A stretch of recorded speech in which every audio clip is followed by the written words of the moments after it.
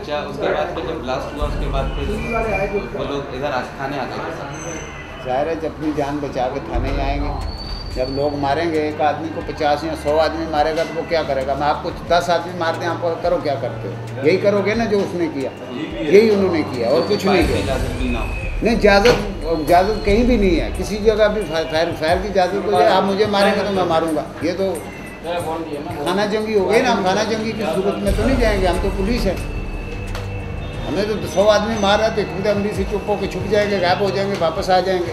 10 आदमी 2 मैं मार देता हूँ और इशू बन जाता, ये सारा इशू ख़त्म हो जाता।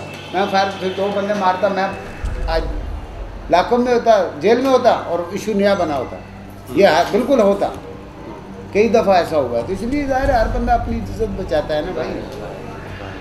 जान तो अपनी हर, आपको भी प्यारी है, मुझे भी प्यारी है। आंखों देखे होने वाले जुर्म के सामने पुलिस का ये रवैया काफ़ी तशवीशनाक है। साथ साथ एंटी राइटिंग पुलिस का जाए वक़ूफ़ पर मौके पर ना पहुंचना इस तमाम वाक़े को मशकूक बना देता है। ये इस किस्म की चीज़ें अवेलेबल थीं और ये चीज़ें जो रिज़र्व फोर्स बनाई हुई थी उसके पास ये चीज़ें अवेलेबल थी, उनको दी हुई थी। हेलमेट्स दी हुई थी उनको, स्टिक्स दी हुई थी और उसके साथ उनको शील्ड्स थी उनके पास, एंटी राइट इक्विपमेंट जिसको हम कहते हैं, वो उनको दिया हुआ था। But the tragedy is that they could not get to the point till 8:30 9 o'clock, they never got to the point. अब उसकी रीज़न फिर आप इन्वेस्टिगेशन हो रही है।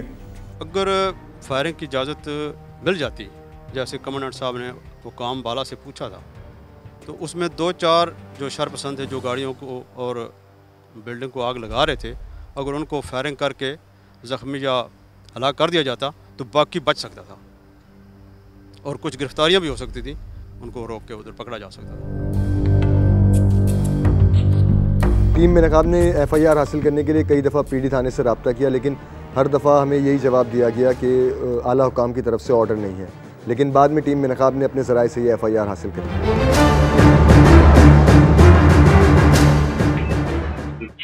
सर एसपी दफ्तर से मिलेंगे, हमको मना किया FIR तो मना किया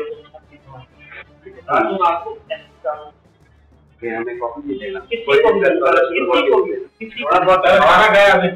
बिल्कुल अरे मैं जल्दी आ जाए कि पैसा लोग कॉपी ना दी नहीं, आप कराने वाला उधर क्या कराने वाला ने कहा है कि पैसा लोग को नहीं बोला, किसी का बोला खाली ब्रेक नहीं बोला। ये तो बम ब्लास्ट जो है MA जिन्ना रोड का, ये एक नेशनल इंसिडेंट है, कौमी सानिया है और कौमी सानिया का कोई भी शख्स मुद्दई हो सकता है। जब कोई भी शख्स मुद्दई और गवाह हो सकता है तो इस बम ब्लास्ट की FIR प्योरली एक पब्लिक डॉक्यूमेंट है, हो जाती है और कोई भी शख्स जाके उसको हासिल करने का मजाज है, क्योंकि ये कौमी सानिया है। आशूरा के जुलूस का सिक्योरिटी प्लान क्या था और जुलूस को रूट क्लियरेंस किसने दी? इन सवालात के जवाबात जानने के लिए हमने TPO अब्दुल्ला शेख से रब्ता करने की कोशिश की, लेकिन उनकी बेपनाह मसरूफियत की वजह से ये इंटरव्यू ना हो सका। लेकिन वो सवालात बहरहाल अपनी जगह मौजूद है। मैंने कल फ़ोन किया था TPO साहब के लिए। अच्छा। रीडर साहब से बात हुई थी, उन्होंने कहा था कि कॉल बैक करवाएंगे, उन्होंने कॉल बैक नहीं करवाई। 2 दफ़ा फ़ोन कर चुका हूँ, तीसरी कॉल है मेरी। हाँ जी भाई। TPO साहब के लिए। अच्छा। मेरी आपका नंबर भाईजान मेरे पास लिखा हुआ है। नंबर तो लिख रहे हैं, कॉल कब करवाएंगे? भाई जब साहब से बात होगी तो मैं आपको कॉल करवा दूँ। जुलूस के हेड और टेल पर बम डिस्पोजल स्क्वाड का अमला मौजूद होता है। क्या वजह थी कि बम डिस्पोजल स्क्वाड ने उस पुरानी औराक के डब्बे को चेक नहीं किया? एक लेम एक्सक्यूज़ ये भी सुनने में आया कि स्निफर डॉग्स की वजह से, क्योंकि उनकी बेहरमती का डर था खुरानी औराक की, इसलिए ये तलाशी नहीं ली गई। तो कुत्तों की हद तक तो ये बात समझ में आती है, लेकिन उनके साथ जो पुलिस ऑफिशियल मौजूद थे और जो बम डिस्पोजल स्क्वाड का अमला था, वो तो उस डब्बे को बजाते खुद चेक कर सकता था। इस गफलत को या तो संगीन कहा जा सकता है या फिर सिर्फ मुजरिमाना गफलत। एक तरफ तो वज़ीर दाखिला जुल्फ़िकार मिर्ज़ा मुस्तफ़ा कमाल से CCTV फुटेज मांगते नज़र आते हैं, जबकि दूसरी तरफ टीम बेनकाब की हासिल करदा मालूमात के मुताबिक महकमा पुलिस के अपने कैमरे इस वाक़े से 10 रोज़ पहले खुसूसी तौर पर तनसीब किए गए और 2 मुहर्रम तक तमाम कैमरों की तनसीबात मुकम्मल हो गई थी। अगर पुलिस का मौक़िफ़ ये है कि वो कैमरे वर्किंग कंडीशन में नहीं थे, तो हमले से 10 रोज़ पहले ही मास्टरमाइंड गिरफ़्तार हो चुका था, तो इसके बाद तो इन तमाम कैमरास को वर्किंग कंडीशन में होना लाजमी था। इस हादसे से मुतल्लिक ऑफिशियल्स का जब हमने इंटरव्यू करने की कोशिश की तो सब ने अपनी मसरूफियत की वजह से इंटरव्यू देने से इनकार कर दिया। साथ साथ ना ही हमें FIR की कॉपी फराम की गई और जब टीम बेनकाब ने ज़ख्मियों का इंटरव्यू करने की कोशिश की तो हमें उससे भी रोक दिया गया, लेकिन टीम बेनकाब ज़ख्मियों का इंटरव्यू करने में कामयाब हुई।